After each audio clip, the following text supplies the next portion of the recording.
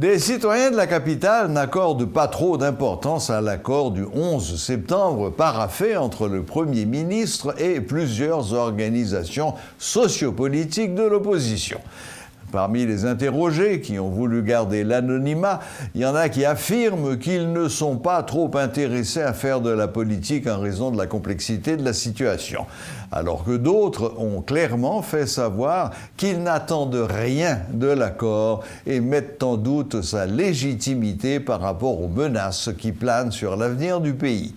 Suivez ce reportage de Rudolf Pierre-Louis. Le moment c'est qu'il y a un accord entre les acteurs politiques pour une sortie de crise, c'est important pour le pays.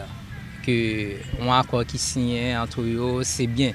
Plus d'une vingtaine d'organisations, parmi les plus opposées au président Jovenel Moïse, ont finalement choisi de retourner leur veste.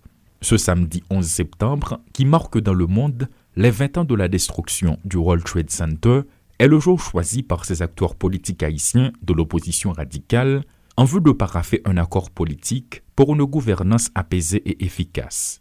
Le Premier ministre Ariel Henry, en sa résidence officielle, a réussi là où tous les autres ont échoué depuis 4 ans.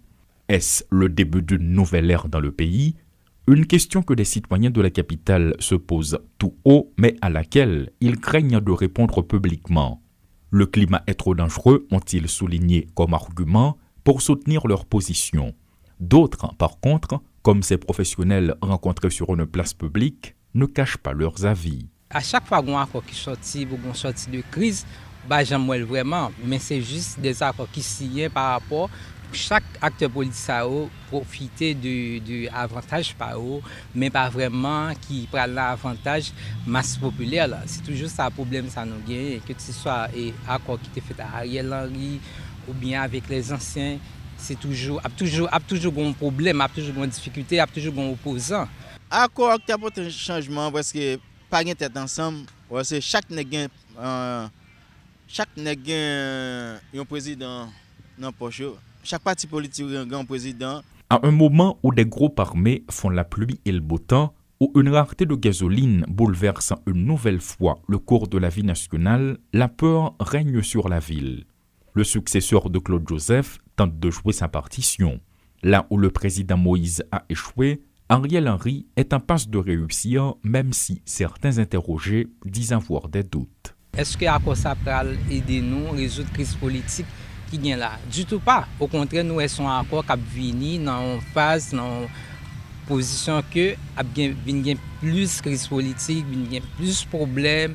Et que ce soit au niveau, que ce soit socio-économiquement parlant, il y a plus de difficultés, plus de problèmes. Donc, nous n'avons aucune attente positive de l'accord qui fait que c'est. La situation sociopolitique est trop fragile, de l'opinion de plus d'une trentaine de personnes interrogées sur la question. Certains se réservent le droit d'opiner sur l'accord et bien d'autres indiquent qu'ils n'ont aucune attente en ce qui concerne le document, notamment dans un contexte où le nom du Premier ministre Ariel Henry est cité dans l'assassinat du président de la République.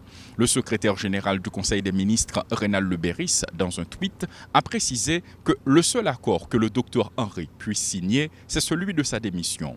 Pour sa part, l'ancien sénateur Yuri Latortue, bien qu'il n'ait pas encore signé l'accord, estime que c'est un accord d'État. Quel sera l'avenir de cet accord? Seul le temps le dira. Elissi Lassin et Rudolf Pierre-Louis pour Télémétropole.